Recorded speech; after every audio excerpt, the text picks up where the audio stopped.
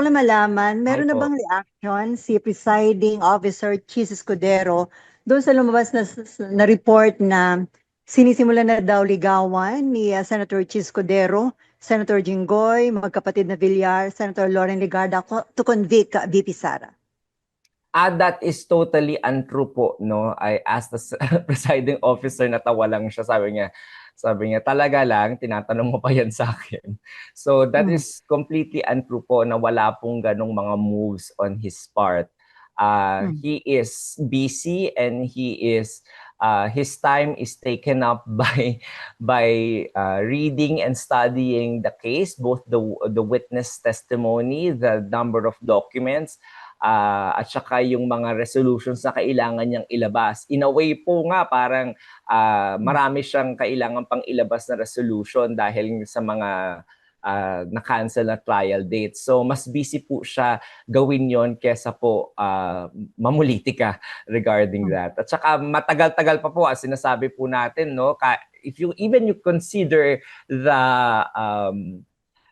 yung ano na yun, no, kung totoo, Mm. the practicality of it, it's too early for you to actually do that. Dahil sabi ko nga, 31 days pa to, itong Article 1. Susunod Mm. dito, meron pa tayong Article 3, tas meron pang Article 2. So, that will entail mga 90 more days if sorry, not 90, mga 50 more days, no, tapos magpepresenta pa yung defense bago sila magbotohan. So it's still too early, and at the same time yung case of the prosecution, kalahati pa lang rin sila dito sa article na to, no, sa Article 1. So medyo preposterous yung ganong insinuation by Mm. parties. Mm.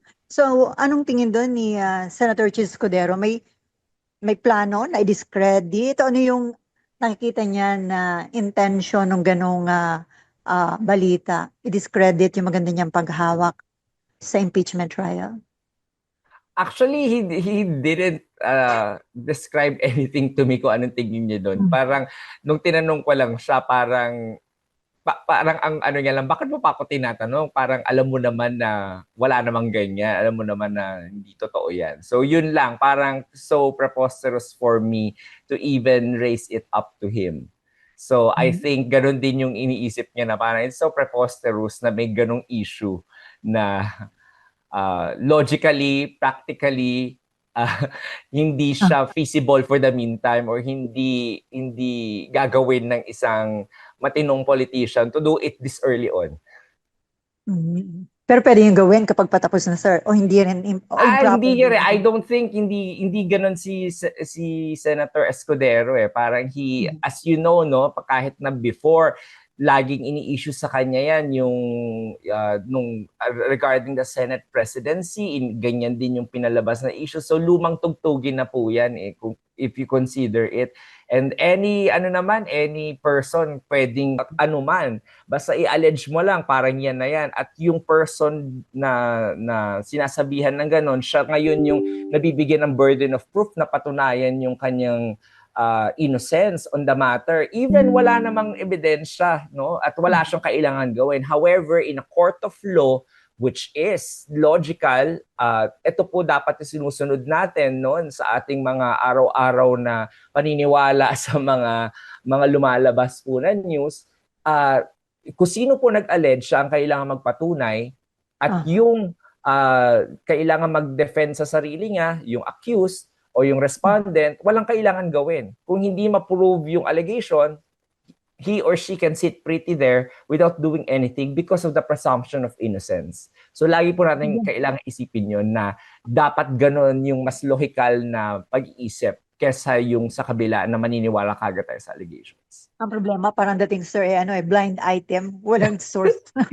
Yes, tama ka po dyan, no? Mahilig po tayo sa ganun eh. Kaya yung mga ganyan, binabrush aside na lang po ng mga senators natin kasi alam naman nila kung ano yung totoo.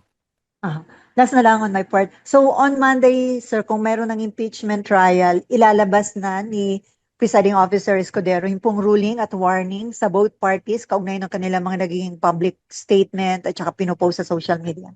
Tama po kayo, Ma'am Selly. Pero bago po niya basahin at ilabas po yung ruling na yon, kailangan niya po munang marinig si Attorney Amado Ligutan. Bibigyan po ng oras si Attorney Ligutan to respond to the manifestation and accusation of the lead counsel, Attorney Sison.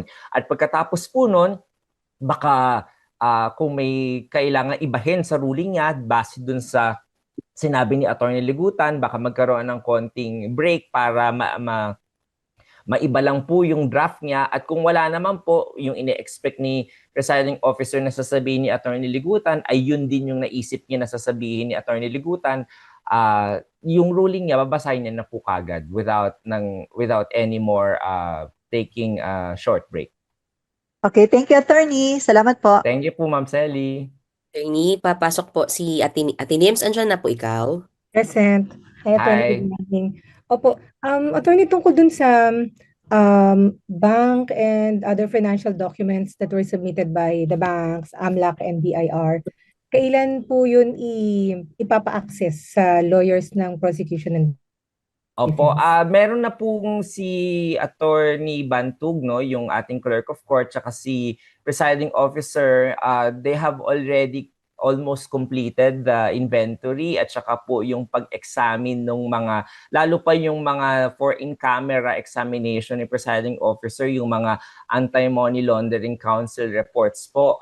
At magre-release po either in the next week po or the week after that ng ruling po regarding that, para po mabigyan na po ng access yung parties kung nakapasa na po doon sa in-camera inspection na yun. Okay. Yung pong BIR and bank documents ay, tama ba? Certainly, mapapabigyan ng copy or ipapa-access yun sa both panels. Pero yung sa AMLAC ay depende pa. Yes po, opo. Depende po dun sa last na ruling, yung ruling dun sa in-camera, kasi kailangan suriin po ni presiding officer isa-isa yung mga reports na yon. Tapos tinanong niya na rin yung representative ng Anti-Money Laundering Council if there are mga madi-disclose ba yung procedure, yung process, kung paano nila nakuha yung mga information na yon, how they were able to investigate these matters. At kung wala naman pong madidisclose doon sa papel na report po na yon, ipapayagan na po yung both parties to access it. Yun lang po naman yung concern ng presiding officer, kaya siya nag-in camera para po hindi makakuha ng ideya yung mga ibang tao na may mga ginagawang masama, kung paano ginagawa ng Anti-Money Laundering Council yung pag-iimbestiga sa ating mga bank records para malaman nila kung ano dun yung sakop ng laundering. Okay. And then, dun po sa access naman, tama ba? Hindi naman siya rush kasi dulo pa siya, fourth pa siya na You're correct. itataka. For Article 2 po. So, katulad nung timeline natin kanina, it will be at the end of the trial po. So, if we consider it, baka yung Article 2 na yon mag-umpisa na po ng Nobyembre o Desyembre. No? Yun lang po sa end ko, Attorney. Thank you. Maraming salamat, Ma'am Nympha. Attorney, si Dexter po. Dex, andiyan ka? Good morning. Good morning, Dex. Sorry, hindi kita nasagot Oo kahapon. nga. Oo.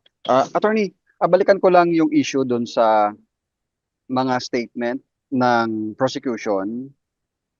Paano tinitake ng isang korte, isang impeachment court ito, na yung mga counsel ay tila pinagsasabihan or pinupuna ang naging galaw o anumang ginawa ng mga senator judge sa isang trial?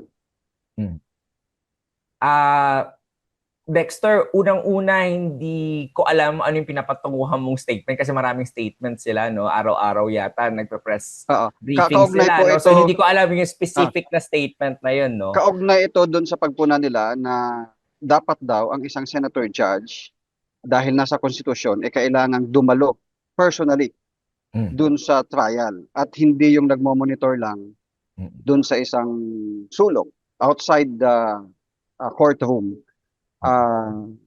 dahil kailangan nilang makita kung paano daw sumagot ang isang testigo, makikita nila yung kanyang mga facial expressions at hindi yung nandun lang na nakamonitor online.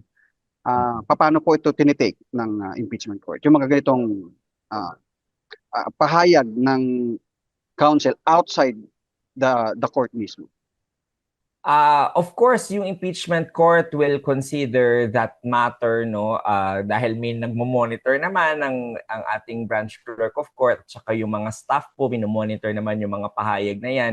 At I'm sure kasama yan sa mga papaalalahanan na dun sa ruling ni presiding officer, yung proper decorum ng bawat litigant, pati po ng counsels, when it comes to dealing with the court. Kasi alam naman po ng lahat ng abogado at na yung meron kaming tinatawag na Code of Professional Responsibility and Accountability at na dapat hindi kami nagsasabi ng anything that will degrade the credibility and the integrity of the court, because our overall duty is for justice to be done and for us to strengthen the workings of the court so that the people, kasi officers of the court kami, so that the people will have faith in the justice system, which is kasama dito yung impeachment court. So any matter na nakakasira, any public speech nakakasira doon sa notion na yon na fair, na ginagawa ng korte yung kanyang gawain at ito ay credible at may integrity, ito po ay nakikita sa paglabag na doon sa aming Code of Professional Responsibility and Accountability. So it will be considered by the impeachment court and the presiding officer in his ruling, I'm sure. And at the same time po, kailangan rin pong lahat tayo maging maingat sa sinasabi po natin. Kasi po, yung alam naman natin yung ating mga House Prosecutor Panel, sila rin po ay part of the legislative. At kung siguro maaalala nila, ginagawa rin naman po nila yan sa Kongreso na after nila magpa-enter ng attendance doon sa plenary, ay lalabas naman po sila. Meron din po silang Congressman's Lounge doon at doon sila makikipabalik-taktakan sa kanilang mga kasamahang congressman at magsasnack din po at kakain din po. So ganun din po ang Senado dahil nga po doon sa sinabi kong rule on Redix at saka Heinz President na pinapayagan po yung continuing quorum basta po yung ating mga legislative persons ay nasa vicinity ng Kongreso o ng Senado within the power of either the Speaker or the Senate President or the presiding officer to be called anytime that there needs to be persons in the plenary or in the session. Attorney, kung sa mga regular na korte, ang paghahayag ng anumang statement against sa isang judge ay mako-consider na grave. Paano po ito para sa impeachment court? Lalo't ginawa yung statement outside the court. Oo. Dexter, kung mababasa ninyo, meron tayong ABS-CBN versus Ampatuan, meron tayong in regard Chief Justice Sereno, may mga statement din siya doon. Marami rin tayong mga kaso na ng galing sa Korte Suprema na ginagabayan yung lahat ng korte on how to deal with criticisms outside of the court. And medyo stricto po yun, and kung makikita po natin ang ating presiding officer and the impeachment court itself, kung magre-resolve yan, lagi po nakabase lamang po yan either sa mga batas na naipasa ng Kongreso o kaya naman po sa mga batas na nakapaloob po sa jurisprudence o yung mga kaso na dinesisyonan ng Korte Suprema. So makakaasa po kayo na galing lang doon ang mga resolution ng ating presiding officer. So, ganun kung paano po tinatrato ng Korte Suprema yung ganung mga kritisismo sa kanyang sarili, sa korte, ganun din po ang susundan ng ating impeachment court.